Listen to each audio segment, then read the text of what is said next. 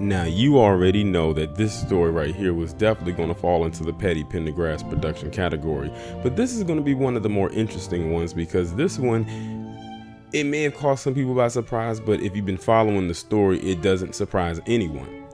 Now, I was literally laying down and I just happened to go check my phone because it was on charge, and then the first thing that pops up on my screen is Jeffrey Epstein dead of a suicide found in his cell.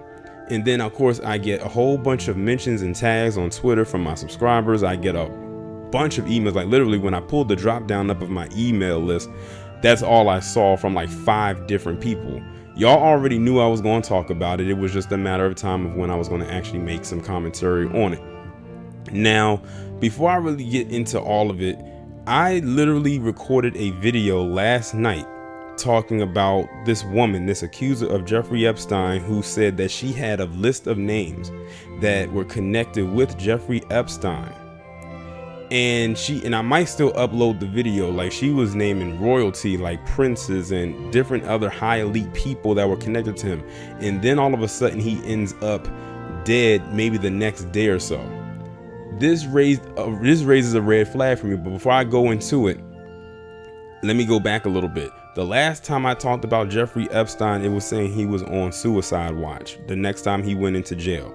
Now, we all know when he went to jail the first time, he was in his own wing like this time, and he was on work release, so he was able to come and go as he pretty much pleased. But this time he was pretty much on a lockdown. He could not really go anywhere. He was literally going through it. Like they said, he was on suicide watch. At that point, I believe he probably really wanted to commit suicide. But this time, I think it was something completely different. I and many others believe that Jeffrey Epstein was killed and they're covering it up as a suicide because those names managed to come out from this accuser. Now thinking about it, I think I might go ahead and upload that video, but that'll come after this one. Maybe not today, but maybe tomorrow or within the next 2 days. And it's because he pretty much knew too much. We know how this government gets down. We know if they want to get rid of somebody, they'll find a way to do it, no matter who you are, or no matter how powerful you may think you are, or amount of wealth that you may amass. They said when they went to his cell, he was unresponsive, and they pretty much declared him dead on the scene, and he was pulled out into a gurney.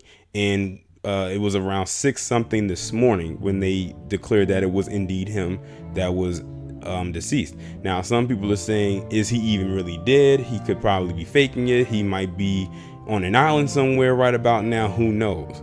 But as of right now, they're saying that he is deceased, and they're claiming that it was a suicide. But my spidey senses are tingling right now, and I believe that this guy probably was murdered because he knew too much, and he was probably going to snitch. Now that he's gone, the main piece of the puzzle is like removed from completing the set. Now they have documents saying that these people were involved and everything like that, but that doesn't really hold up in court unless somebody is there to confirm what's in those documents, and that confirmation could only come from Jeffrey Epstein. And we all know that dead men don't talk.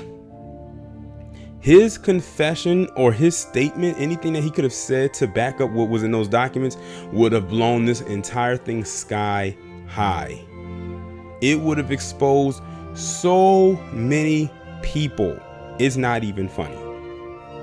It would have been looking like a white Christmas out here, if you know what I mean. Like, he had ties to a lot of people, and a lot of people had ties to him.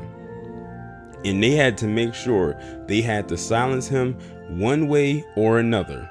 All I have to say is this. Even though he had all that stuff going on and all those names attached to him, I still feel nothing for him, because at the end of the day, the guy was still a pedophile. The guy still was a human trafficker. He still engaged with a host of young girls. They kept trying to put his stuff on the back burner, and this part of the chapter is now indeed closed. However, now that it is closed, that means that there are other people out there that were connected to him that are pretty much now possibly going to get off the hook. And they had to make sure that that happened. That's probably why Jeffrey Epstein seemed a little bit more scared to go into prison this time, because it was a whole different thing. I think it probably came as a shock to him that he was going back to prison. He probably thought that he was off scot-free after the first time, that was going to be it. But now that they had got him the second time, that means they had to have really had something on him this time. And they did. And it shows right here. They just basically showed their hand, but they didn't really show the entire hand. So now that this woman has come out with these names, it's now just speculation, because when I was reading the article, in which you'll see in the video, they said they did not believe her. They said they don't believe this to be true. And now all of a sudden, Jeffrey Epstein is dead. He was the key to all of this, and now he's gone. Now he's dead. I'm telling you, if they want to eliminate you, they will do it to cover themselves.